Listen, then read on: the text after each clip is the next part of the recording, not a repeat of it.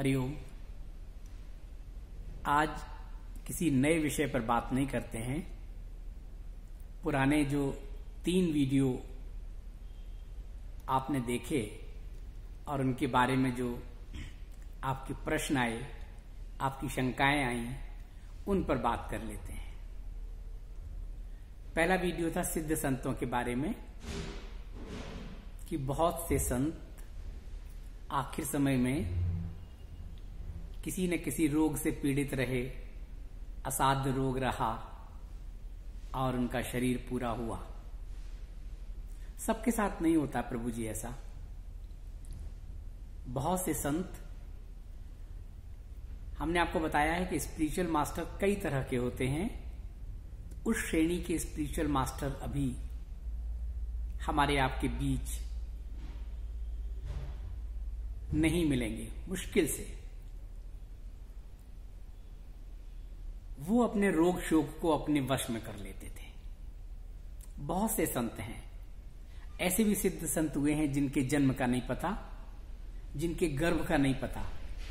तो जो संत गर्भ से जन्म नहीं लेते हैं, प्रकट हो जाते हैं, अचानक जंगल से निकले, बालक रूप में निकले, कहीं जाकर बैठ गए, साधना करने लगे, बाद में सिद्ध हो गए, वो रोग शोक से ऊपर होते हैं। दिवराहा बाबा का उदाहरण आपके सामने है। दिवराहा बाबा के जन्म के बारे में किसी को नहीं पता। 1840 के आसपास की बात है। अचानक वो देवरिया के जंगल से निकले और नदी किनारे एक वृक्ष के नीचे बैठ गए। लोग आने लगे, लोगों के मनोरथ पूर्ण होने लगे, लोगों ने परेशान करने लगे, तो वो पेड़ के ऊपर जाकर बैठ गए और उसके बाद वहीं नदी के किनारे उन्होंने एक मचान बना ली और मचान में रहने लगे। तब से उनको लोग मचान वाले बाबा कहते हैं। ये बात है लगभग 1840 की। और 1990 में उनका ब्रह्मलीन हुए, शरीर पूरा हुआ। तो प्रभु जी इस 150 वर्षों का उनके बारे में ज्ञात है। इसके पहले कितने वर्ष रहे, कहां रहे, कैसे रहे, कहां जन्म हुआ, किसी को भी उनके बारे में नहीं पता। और जब उनका शरीर पूरा हुआ तो उन्होंने स्वयं घोषणा कर दी थी। 1 सप्ताह पहले लोगों से मिलना बंद कर दिया था, बात करना बंद कर दिया था और बता दिया था कि एकादशी को वो ब्रह्मलीन होंगे और इस तरह से उनका अंतिम संस्कार कर दिया जाए। और वैसा ही हुआ। एक नहीं, ऐसे बहुत सारे संत हुए हैं जिनको रोग शोक का कोई निमित्त नहीं बना उनके साथ। और बहुत सारे संत जो जंगलों में रहते थे, साधना करते थे, गुफाओं में रहते थे, वो तो योग अग्नि से अपना शरीर छोड़ देते थे। ध्यान साधना की,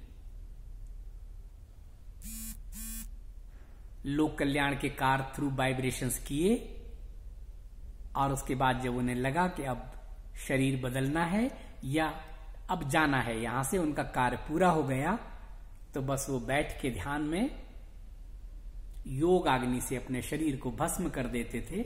उनके अंतिम संस्कार की जरूरत भी नहीं होती थी।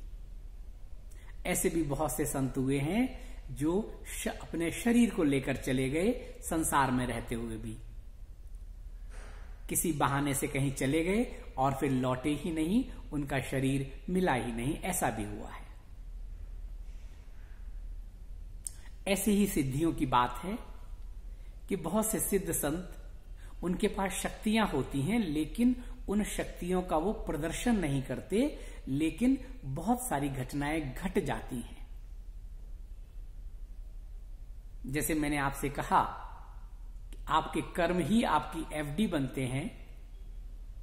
और कभी कोई संत, जब उसकी कृपा होती है तो वो उस एफडी को डीएक्टिवेट कर देता है। लेकिन पहले समय के जो हमारे spiritual master, super spiritual master होते थे, वो उस परेशानी को अपने ऊपर भी ले लेते थे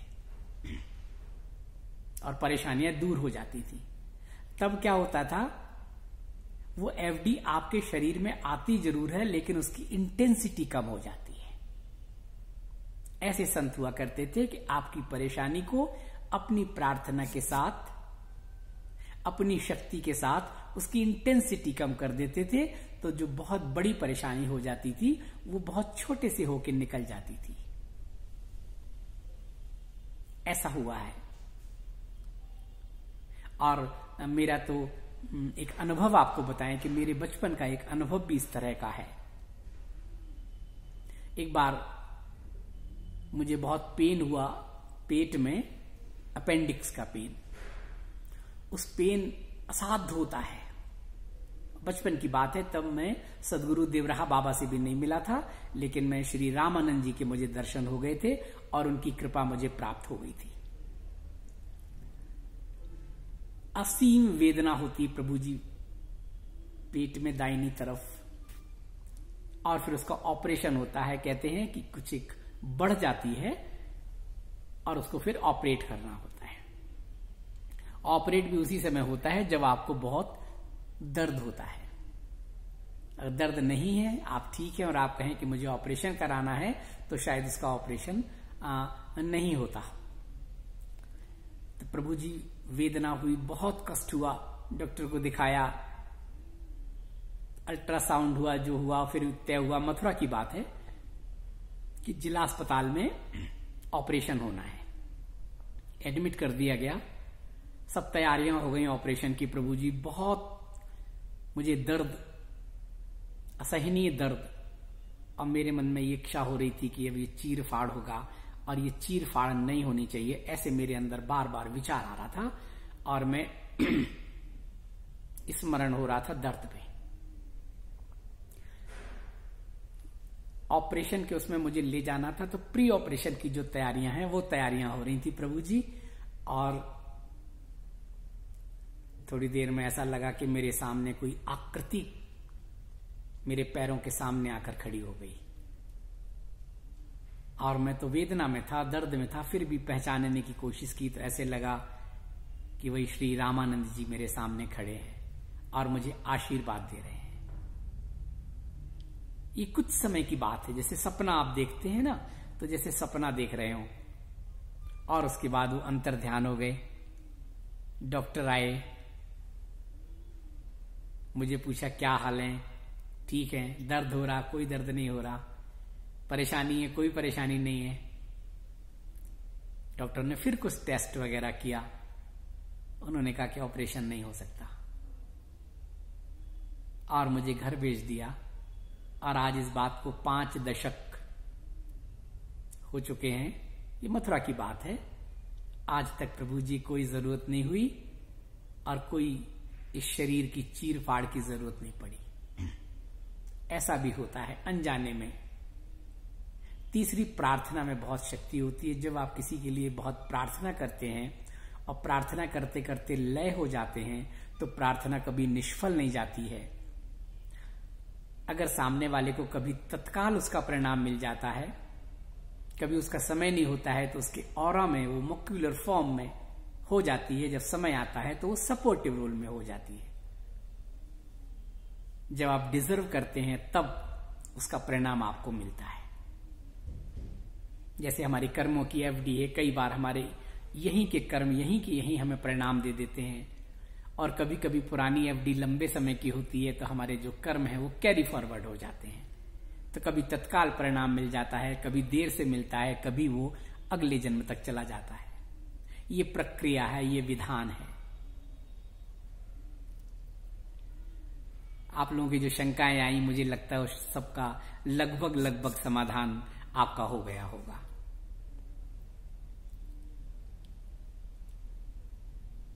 अब जो कल एक वीडियो डाला था करवा चौथ के व्रत को लेकर, उसमें भी लोगों के प्रभु जी प्रश्न आए। एक ने लिखा कि हमारा तो गृहस्थ टूटने की स्थिति में है, हमने कई बार कोशिश की कि बच जाए, जैसे आपने बताया उस तरह की भी कोशिश की हमने, लेकिन बात बनी नहीं। मैं अपने माता पिता के साथ रहता हूं, मेरी पत्नी मेरे माता पिता के साथ नहीं रहना चाहती, यही हमारे विवाद का कारण है। और मैंने हर तरह से देख लिया, प्रेम से भी हर तरह से देख लिया, लेकिन स्थिति बनती दिखती नहीं है। और भी प्रश्न आए कि आपने कहा कि प्रेम से हम प्रेममय हो जाएं, लेकिन मेरे प्रेम का मुझे प्रतिफल मिलता ही नहीं है। मैंने तो बहुत कोशिश किया। महिलाओं के भी मैसेज आए कि मैं जिस घर में बहुत उम्मीद से आई थी, मैंने हर तरह का प्रयास किया, लेकिन मैं लोगों को अपना नहीं बना सकी। प्रभु जी इस सब के लिए तो अलग अलग है, घर घर की कहानी है, लेकिन सबका मूल कारण एक है, लेकिन उसके रूप अलग अलग हैं। आप आत्मनिरीक्षण करें, आत्मचिंतन करें, तो आपको मूल में पता चल जाएगा कि समस्या क्या है। प्रेम प्रतिफल नहीं मांगता प्रभु जी। जब हम कहते हैं कि मैंने बहुत प्रेम करने की कोशिश की, लेकिन मुझे प्रतिफल नहीं मिला, तो वो प्रेम हुआ ही नहीं प्रभु जी। प्रेम में तो त्याग होता है, प्रेम में पाना होता ही नहीं है, प्रेम में कोई चाहना होती ही नहीं है। हम भगवान से प्रेम करते हैं, भक्ति करते हैं, भगवान की भक्ति करते हैं, प्रेम करते हैं, लेकिन हम उनसे चाहते थोड़ी हैं कुछ। प्रेममय हो जाते हैं हम और भगवान के मय हो जाते हैं, सब में वही प्रेम देखने लगते हैं, हमारा रूपांतरण हो जाता है। हम कहाँ मांगते हैं कुछ? अगर हम कुछ मांग ही रहे हैं, अपेक्षा कर रहे हैं, तो वो प्रेम नहीं हुआ। प्रेम तो हमारे अंदर है, प्रेम का महासागर। उसमें कुछ पाना होता ही नहीं है, उसमें कुछ अपेक्षा होती ही नहीं है।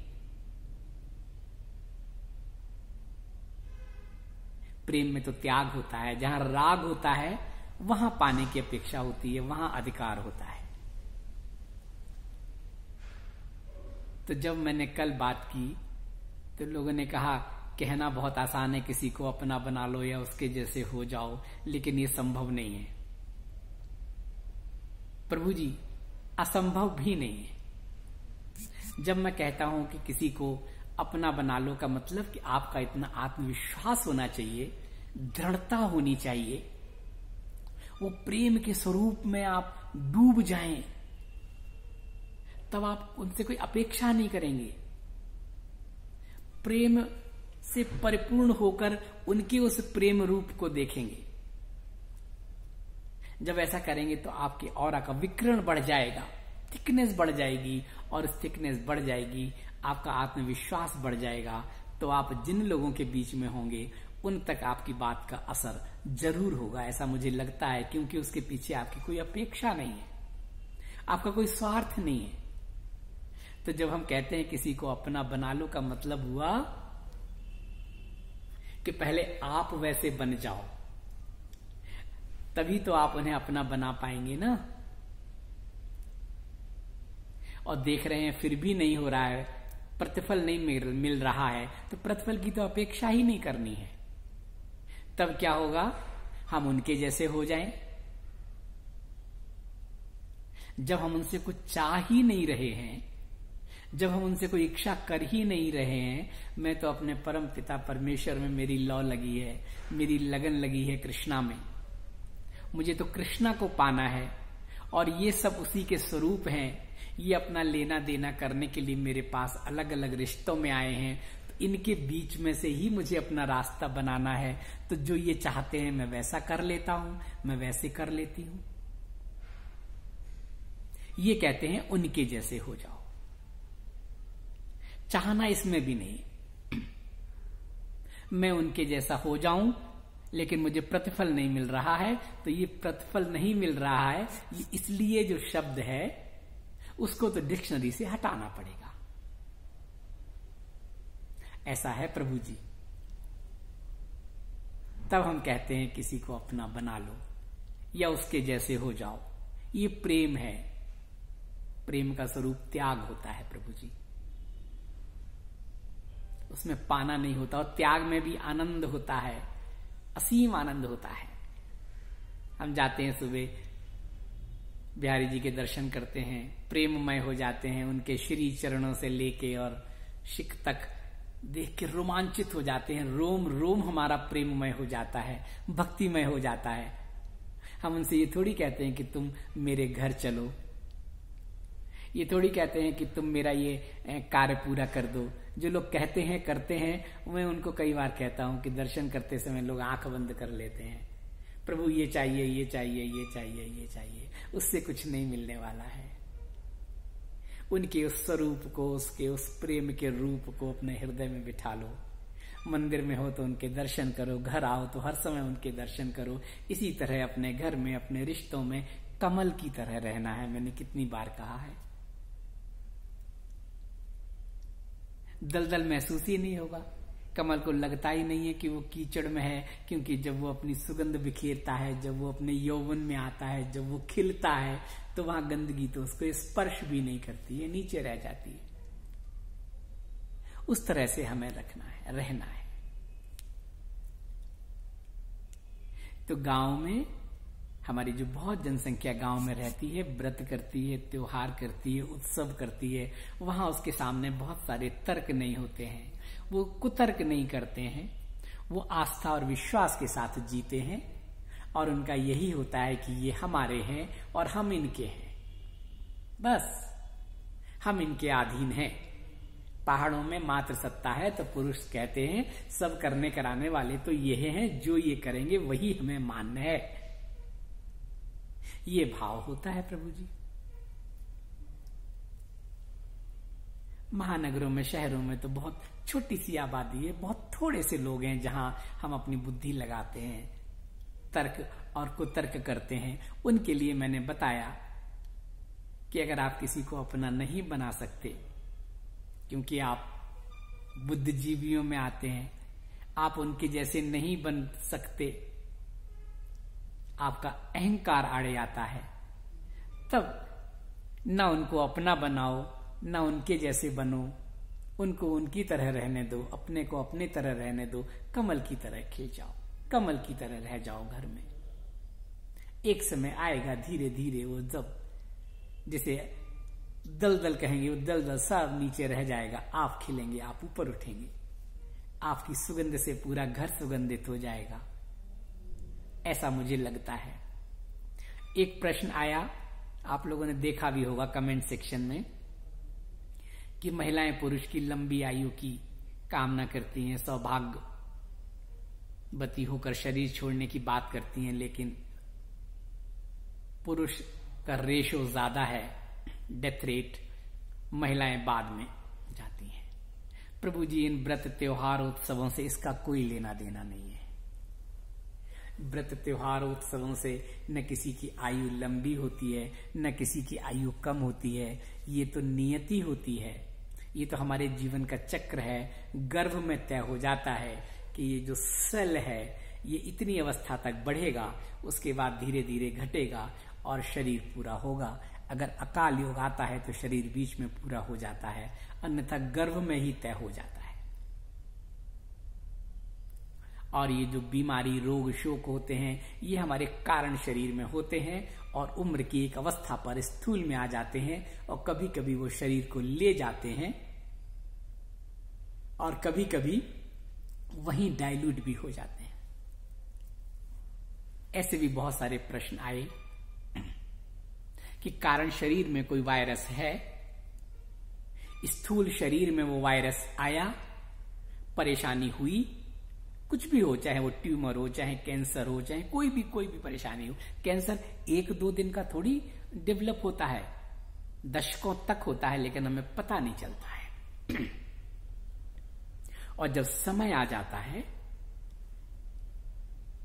ग्रहों की अधोगति में, जब वो कहीं एक पर्टिकुलर एक कोण से जब हमारे ऑरा को जब वो प्रभावित करती हैं, तो कारण से हमारे स्थूल में आता है, हमें परेशानी होती है, हम डॉक्टर के पास जाते हैं, डॉक्टर कहते हैं टेस्ट करने के बाद कि आपको तो कैंसर है, इसका तो आपको नहीं, कैंसर नहीं है, आपको ये टेस्ट करना होगा, इससे पता चलेगा कि ये कैंसर है कि नहीं है। बायोप्सी करते हैं, कई बार बायोप्सी करने के बाद पता चलता है कि वो हिस्सा, वो ट्यूमर कैंसरस नहीं है, और ऑपरेशन से वो ठीक हो जाता है।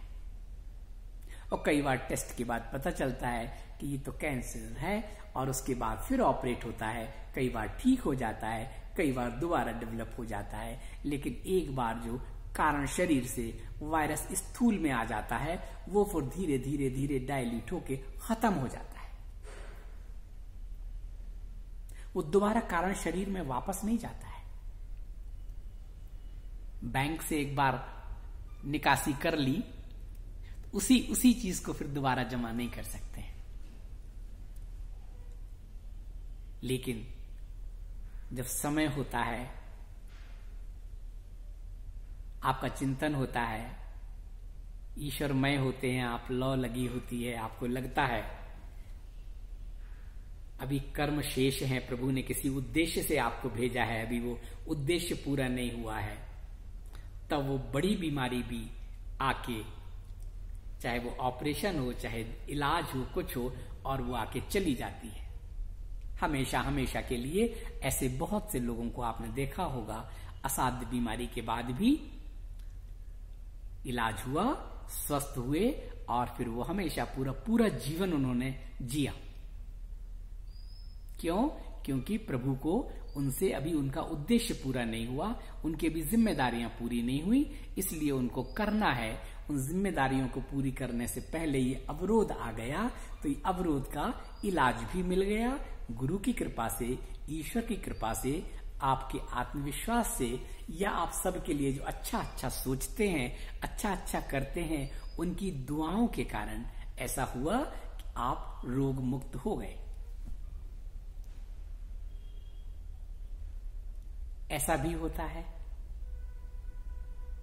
आज इच्छा हो रही थी कि मन की बातें कर लें आपसे। आप लोगों के बहुत सारे मैसेज भी आ रहे हैं कि ये आप कहाँ बैठकर बातें कर रहे हैं।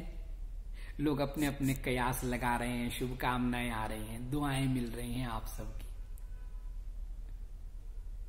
बड़ी बात ये नहीं है कि आप कहाँ बैठकर वीडियो बना रहे हैं, बड़ी बात यह है कि आप कैसे हैं, आपका चिंतन कैसा है, और आप हमसे बात कर पा रहे हैं उसी तरह से जैसे हम लोग पहले बात करते थे। फर्क यह है कि पहले कैमरा भी रख लेते थे, अभी कैमरा नहीं है, तो ये मोबाइल पर बातें हो रही हैं, इसलिए मोबाइल में हो सकता है आवाज कम आ रही हो, स्वरूप अलग लग रहा हो। ऐसा है प्रभु जी।